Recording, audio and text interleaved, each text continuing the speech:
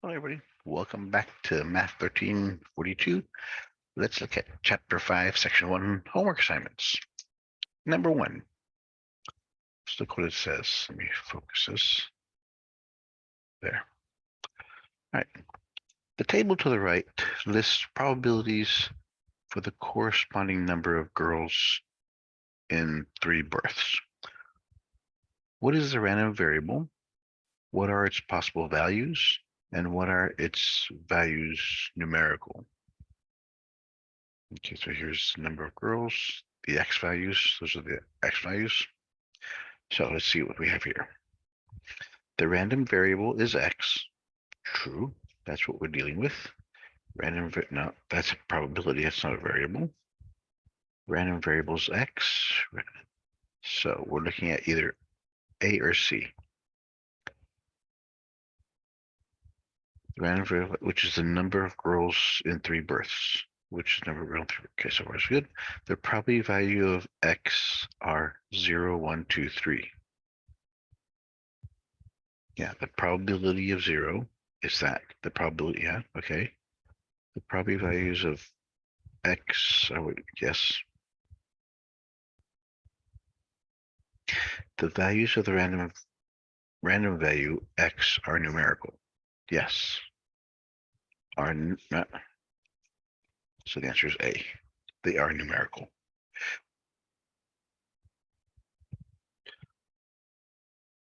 And if you add them up, we get 1.00. So remember, our conditions are they have to be between 0 and 1, the summation of which have to be equal to 1, and the outcomes have to be numerical. Check, check, check. All right, let's go number 2. For 100 births, probability of exactly 55 girls is 0.0485, and probability of 55 or more girls is 0.184. Is 55 girls in 100 births a significantly high number of girls? Which probability is relevant to answering the question?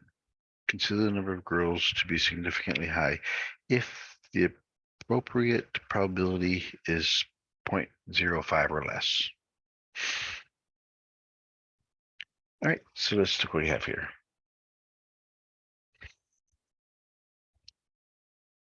The relevant probability, it's not exactly, it's 55 girls or more, because that's what we want to know. So 55 girls in 100 births is not, since we're looking at 55 girls or more, then this one is 55 or more. So that means this one exactly is not a significantly high number of girls, because the relevant probability is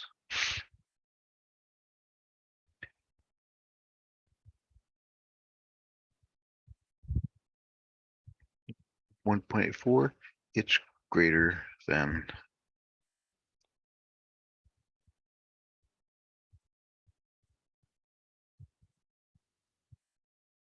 0.005.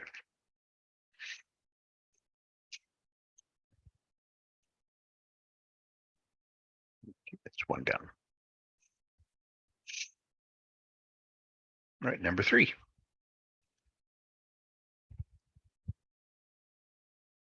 Five males with an X-linked genetic disorder have one child each. The random variable X is the number of children among the 5 who inherit the X-linked genetic disorder.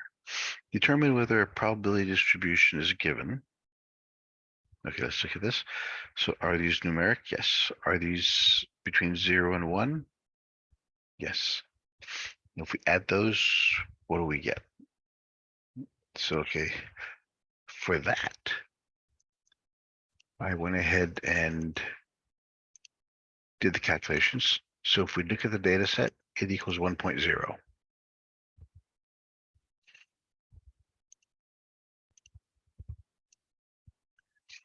Okay, so it is a probability distribution. If probability distribution is given, so it is, yes. Find the mean and deviation. If the probability distribution is not given, identify the requirements. So it is given, so we don't have to worry about the last one. So since it is,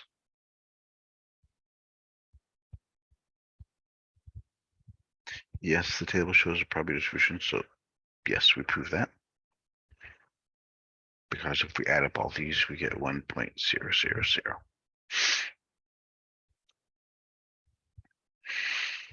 Now the mean, we look at the mean and deviation. The mean is the mu function, and it's simply the summation of x, the probability value of x times the probability of x. The standard deviation is the rho function, which is the square root of x squared times the probability of x minus the mean squared.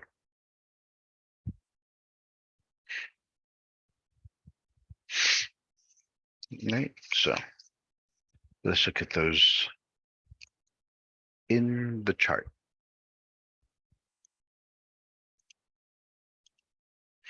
So here's my x, here's my probability. So the first thing I have to do is I have to find x squared. So, well, for the mean, it's x times p of x. I take each one of those, 0 times that, 1 times that, and add them up, I get 250. So the mu, which is the mean, to one decimal place is 2.5. It's the summation of all these.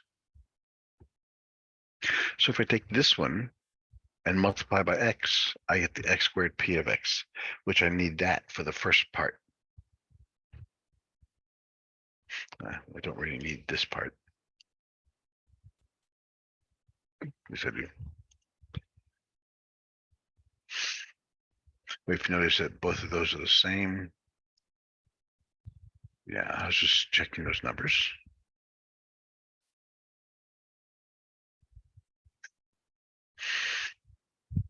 So I have to use this number and that number for the rho. Summation of all these, so it's 7.44 minus that number squared. And I have to square root it, and that's what I get, 1.1. So the answer is 2.5 for the rho, for the mu, for the mean, and 1.1 for the rho.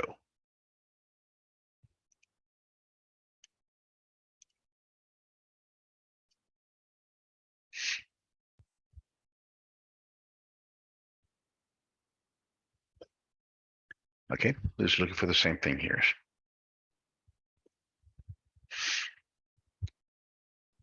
Okay, so if we look at these numbers here, yeah, those are numeric. These are all between 0 and 1. But if we add these together, it's going to be 20, 10. It's going to be 0.100, which is not equal to 1.000. So it's not a distribution. So no, the sum of probabilities is not equal to 1.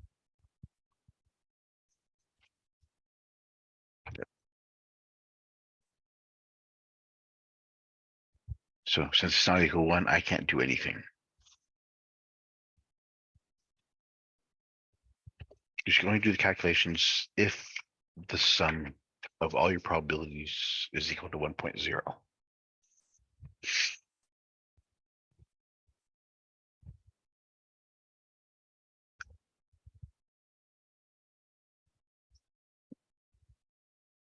Okay, we're doing the same thing here. It's for number 5. We have I made a chart here. This is for question 5. Well, see, for question 4, if you see this, we add them up, we just short, since it's not equal to 1, I can't go any further. Number 5.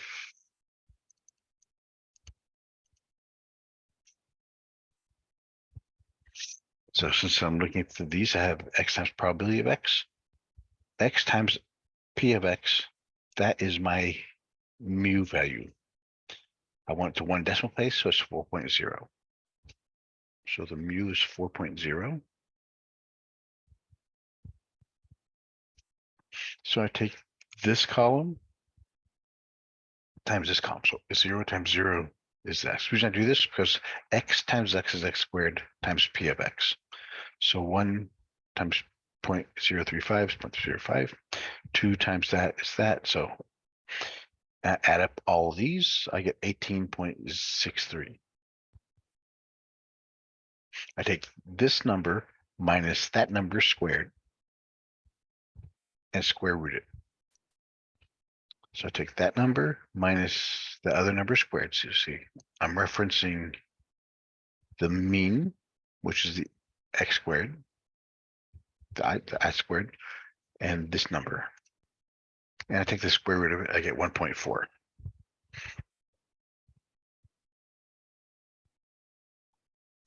And the same thing for number 6.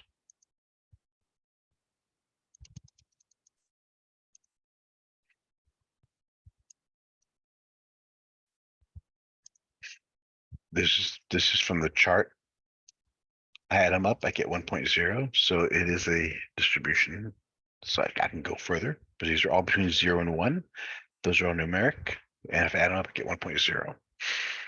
Multiply these two together, x times p of x, add them up, and round it up to 1 decimal place, I get 1.5.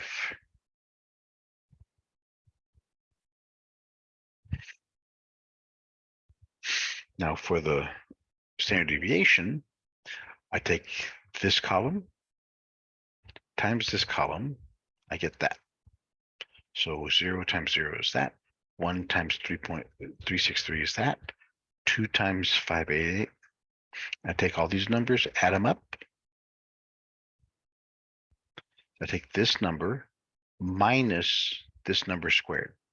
I get that. I take the square root of it. So square root this number minus this number squared. So it's 1.0. And it said only want it for 1 decimal place.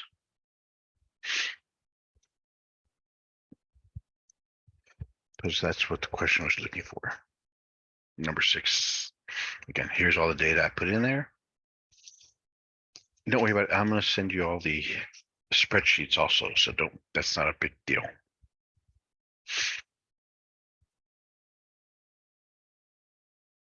Okay. Number 7, we have another probability like this. So let's see here.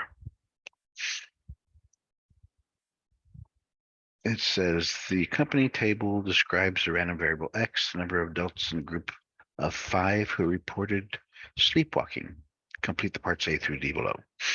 Find the probability of getting exactly 4 sleepwalkers among 5 adults.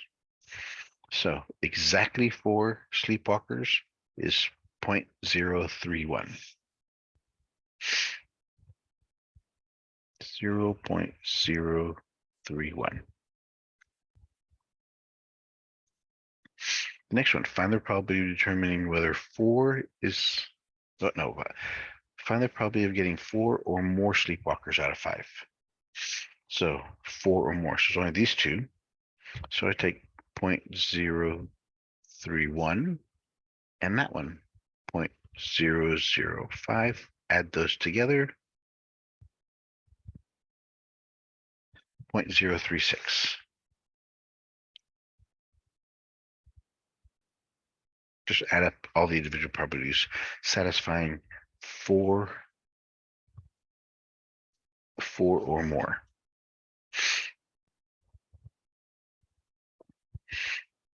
Which probability is relevant for determining whether 4 is significantly high number of sleepwalkers among 5. The result from part A or part B?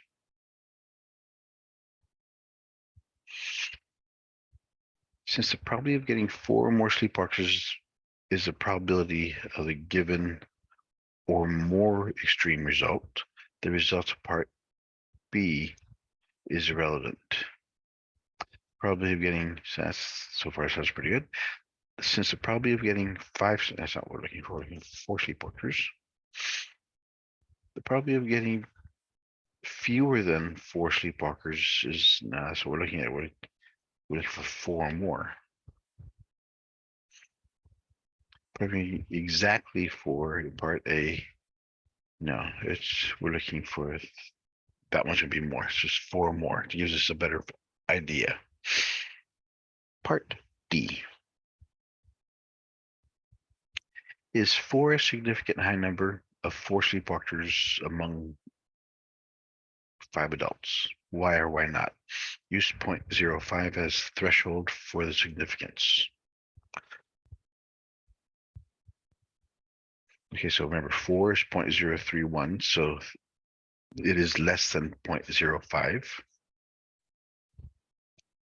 So the answer is going to be a yes. So these two guys can't work. Since the appropriate probability is greater than 0.05,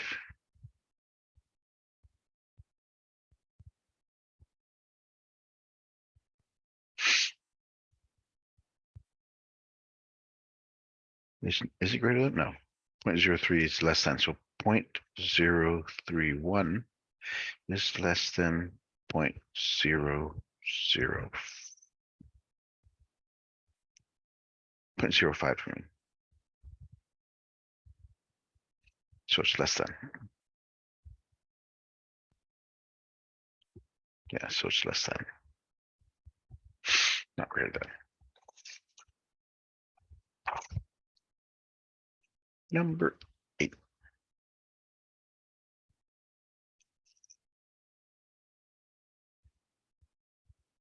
In the state's Pick 3 lottery game, you pay $1.15 to select a sequence of 3 digits from 0 to 9, such that, so exactly, the example is 655. You pick any numbers you want. If you select the same sequence of 3 digits that are drawn, you win and collect $251.03. Complete parts A through E. How many different selections are possible? So each one, you have 3 tries, and they each have from 0 to 9, that's 10 numbers. So you have 1,000 possibilities.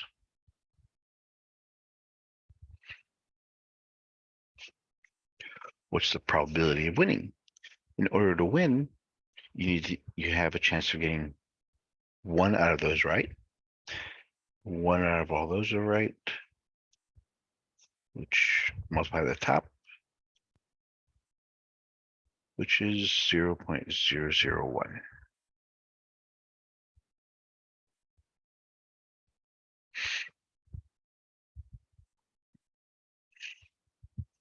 Remember, if you win, what is your net profit? Net profit. So you could win $251.53, but you put in there $1.15.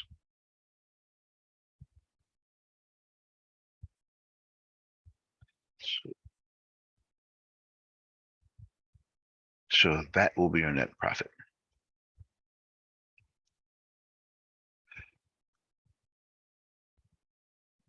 Because you have to pay $1.15 to do it.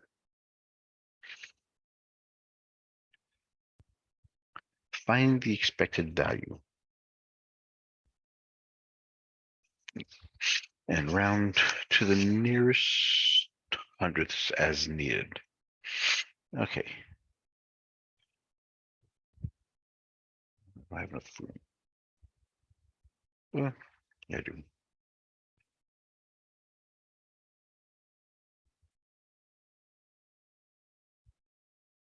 Okay, so we have a win or a lose.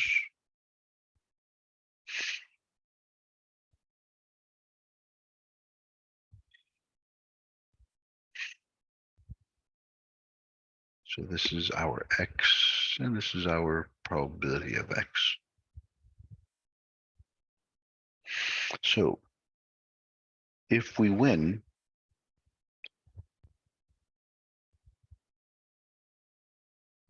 we get $250.38. If we lose, we just lose $1.15.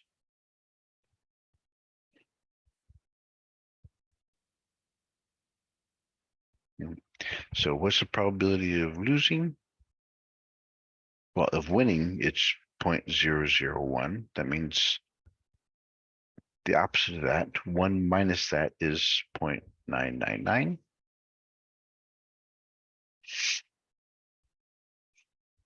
And what we have to do is we have to multiply these. And then we have to add those. Fortunately for me, I put together a chart for y'all. That's question number 8.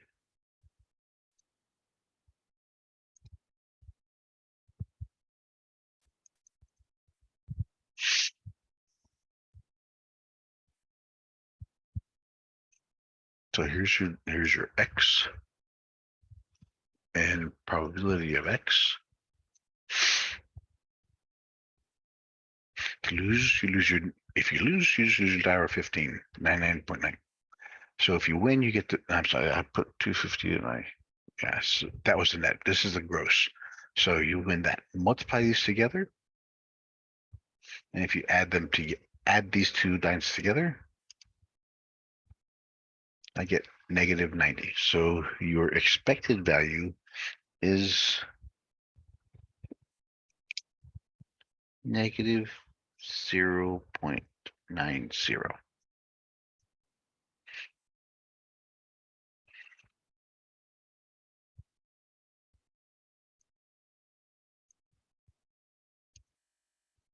Yeah, so this one should be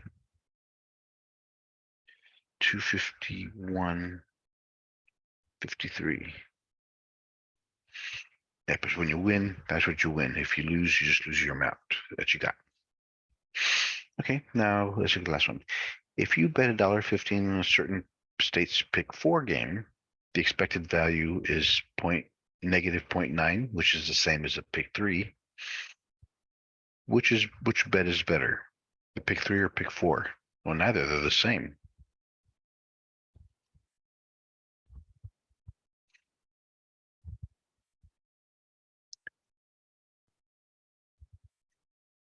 And number 9,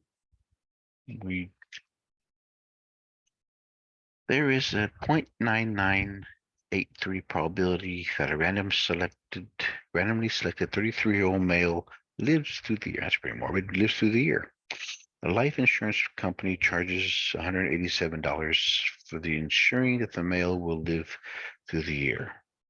If the male does not survive, the policy pays $80,000 as a death benefit, but he can't use it. So, from the perspective of a 33-year-old male, what are the monetary values corresponding to the two events of surviving the year and not surviving? And then if a 33-year-old male purchases a policy, what is the expected value? Okay, so remember, the expected value is, it only costs him $187.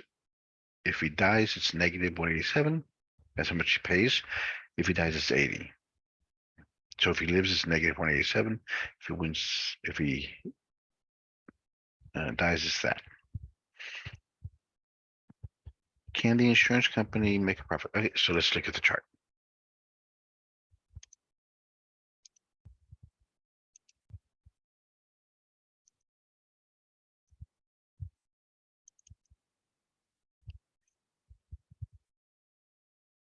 So the value corresponding to the surviving is only 187. If he survives, that's all he's out.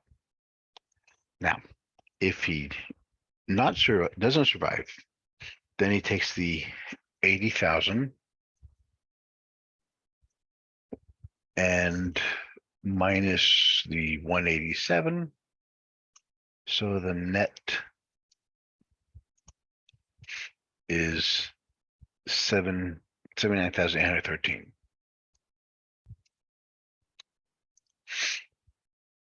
All right, so that's where we get that number.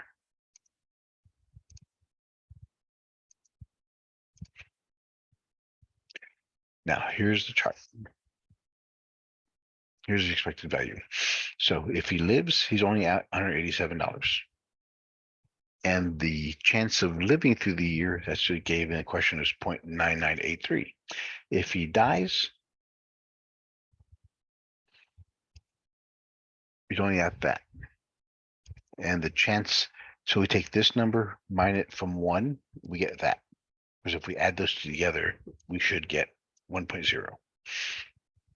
So multiply this times this, add those together, the expected value is negative $51.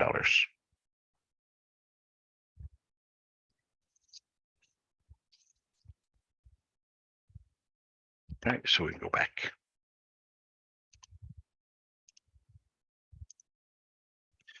So the value corresponding to surviving is negative 187. The value corresponding to surviving is 79,813.